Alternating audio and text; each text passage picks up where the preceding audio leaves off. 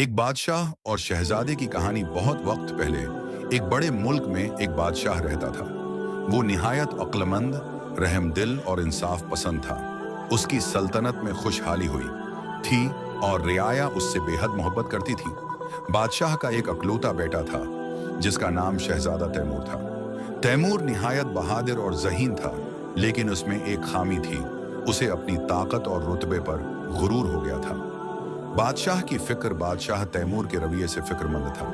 वो चाहता था कि उसका बेटा एक अच्छा हुक्मरान बने, जो न सिर्फ बहादुर हो बल्कि आजिज़ी, रहमदिली और समझदारी से अपनी राया का ख्याल रखे। एक दिन बादशाह ने तैमूर को बुलाया और कहा, बेटा, सल्तनत की हुक्मरानी सिर्फ ताकत से नहीं होती। एक अच्छे बादशाह को अपनी रियाया के दुख दर्द को समझना आना चाहिए। मैं चाहता हूं कि तुम कुछ सीखो और अपनी जिंदगी का सबसे अहम सबक हासिल हो करो। मुश्किल इम्तिहान बादशाह ने तैमूर को एक खास काम सौंपा। उसने कहा, एक करीबी गांव में लोग कहत से परेशान हैं। उनकी मदद करो और साबित करो कि तुम हुक्मरानी के लायक हो। लेकिन याद रखो, तुम्हें यह काम अपनी अक्ल, मेहनत और रहम दिल्ली से करना होगा। शहजादे की महम शहजादा तैमूर अपने चंद साथियों के साथ रवाना हुआ। रास्ते में उसे कई मुश्किलात का सामना करना पड़ा। पहली आजमाइश, रास्ते में एक दरिया आया, लेकिन पल टूटा हुआ था। तैमूर ने अपनी अक्ल से काम लेते हुए दरिया के किनारे मौजूद दरख्तों को काटकर एक आरजी पल बनाया और अपनी टीम के साथ दरिया पार किया।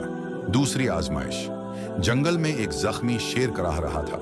तैमूर के साथी शेर को मारना चाहते थे, लेकिन तैमूर ने कहा, हमें अपनी ताकत का इस्तेमाल सिर्फ कमजोरों की मदद के लिए करना चाहिए, न कि उन्हें नुकसान पहुंचाने के लिए। उसने शेर की मरहम पट्टी की और उसे आजाद कर दिया। गांव में हालात, जब तैमूर गांव पहुंचा तो देखा कि लोग कहत और बीमारी से बहुत परेशान हैं। शहजादे ने उनकी मदद के लिए हर मुमकिन काम किया।